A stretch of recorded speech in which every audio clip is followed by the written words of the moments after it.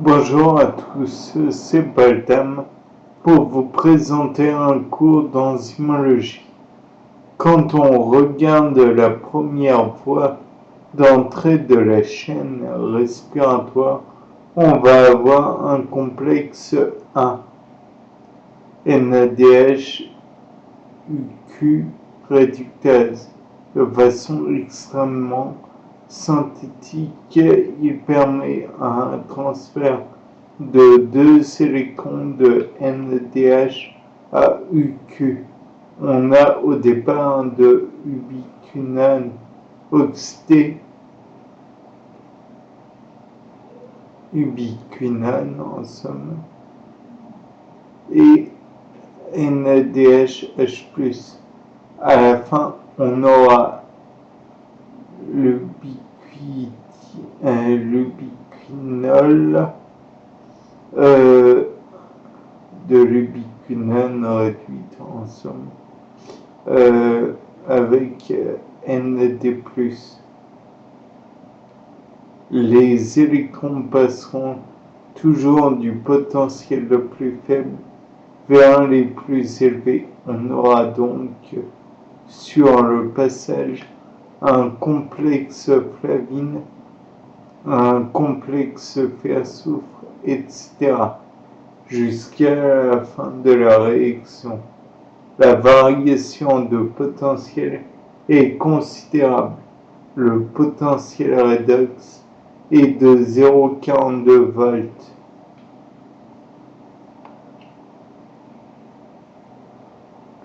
Deux protons et 2 électrons sont captés par l'ubiquinone. 4 protons ont expulsé dans l'espace intermembranaire. Le complexe 1 est donc bien une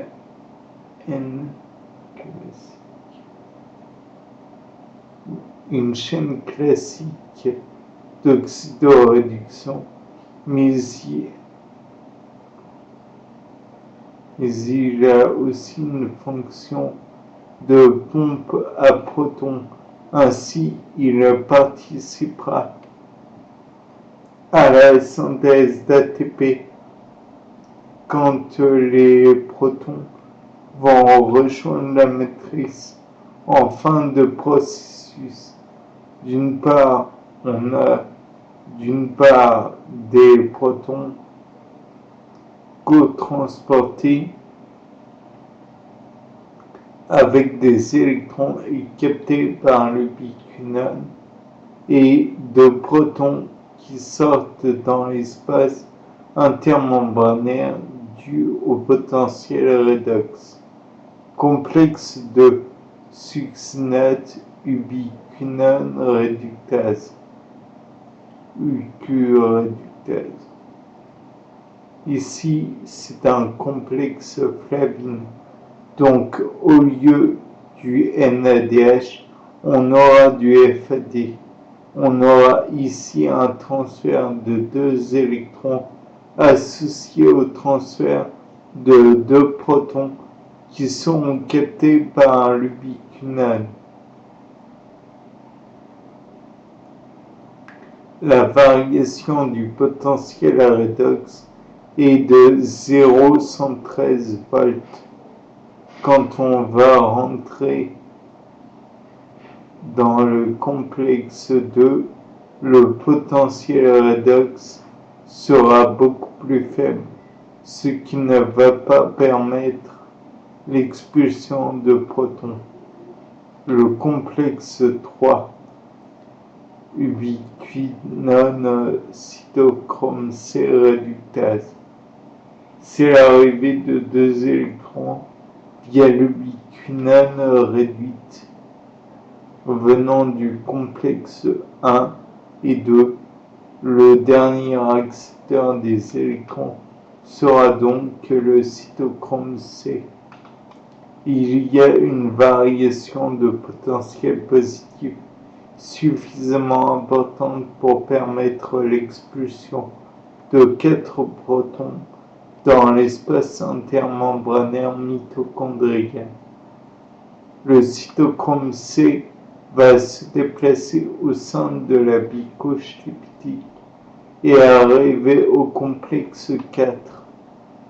Complexe 4. Une fois que les cytochromes apportent leur électron,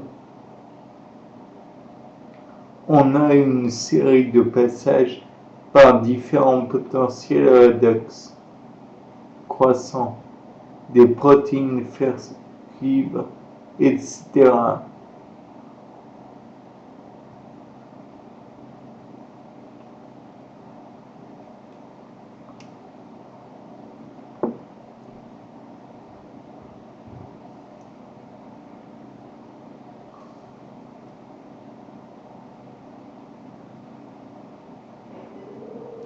On fait intervenir de nouveaux transporteurs cytochrome en bout de chaîne et on arrive à l'accepteur final qui est le dioxygène et l'on aura formation d'une molécule d'eau. Sur le schéma, on a 4 électrons. C'est dû au fait qu'à l'équilibre pour une mole d'eau à partir de dioxygène, on va utiliser 2 électrons, 2 protons et une demi-molécule de dioxygène. Sauf qu'il n'existe pas de demi-molécule. Donc on multiplie tout par 2. Ces électrons sont transférés en tandem. On a un potentiel redox important au complexe 4. Il peut donc fonctionner en pompe à protons et va pouvoir en expulser 4 dans l'espace intermembranaire. Complexe 5. Les protons seront pris en charge par une ATPase qui permet la phosphorylation d'ADP en ATP. Le nom récurrent de ATPase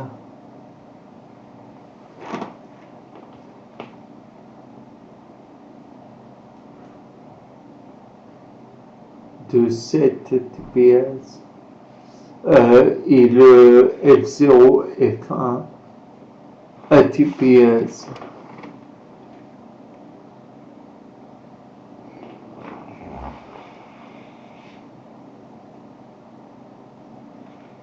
Et structurellement, ce nom permet de décrire la façon dont cette ATPase est structurellement. On va trouver 2 grandes sous-unités. La sous-unité F1 et qui est catalytique.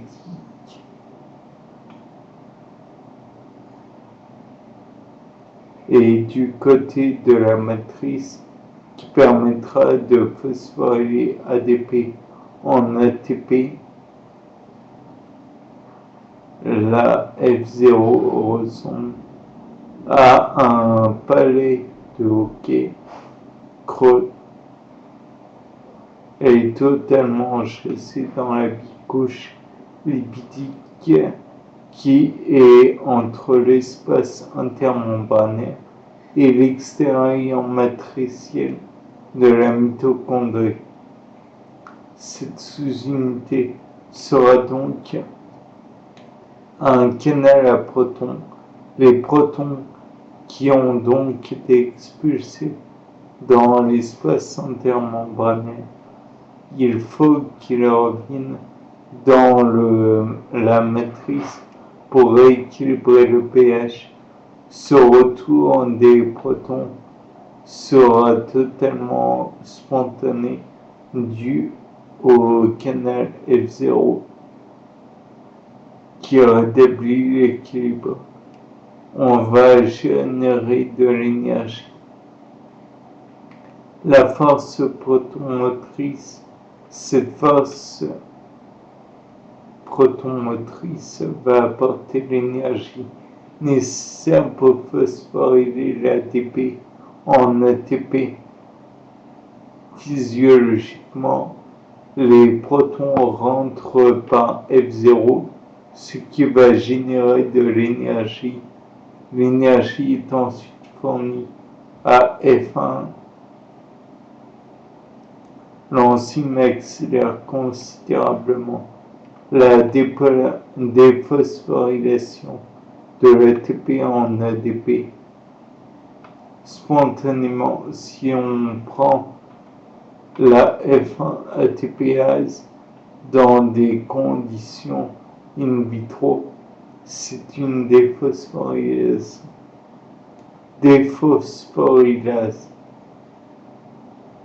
En conditions biologiques, grâce au couplage des réactions, on fait de la synthèse, donc de la phosphorylation. Chez l'homme, on a besoin de force protomotrice pour la synthèse d'ATP.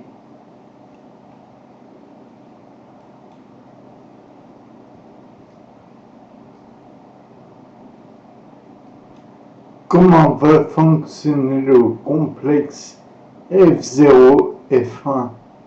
On a pu résoudre sa structure 3D lors du retour des protons vers F0. On a une espèce de passage qui est comme un couloir, mais pas un port, vers l'espace matriciel. Les protons passent de A des acides glutamiques. Lors de ce déplacement, on peut voir les sous-unités B2 et gamma. On peut dire que cela ressemble à un tourniquet et à chacune des barres, les protons se déplacent. L'énergie libérée va, dans un deuxième temps, faire tourner les alpha et les bêta, la partie synthétique. Quand on a synthèse d'ATP, ADP, on aura rotation alpha puis bêta. À chaque étape de rotation,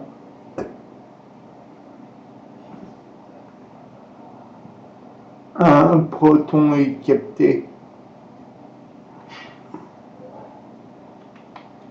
puis mis avec un ADP, et cela fonctionne plus ou moins comme une porte d'hôtel ou de supermarché qui tourne.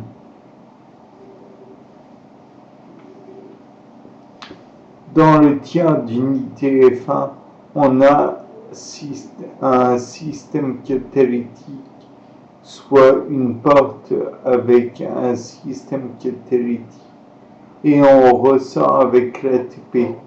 Ce mécanisme a été démontré sur des constructions de recombinants avec des systèmes reporters fluorescents marqués par F1. On peut voir sur les images prises par les caméras rapides la rotation vue grâce à la fluorescence du reporter.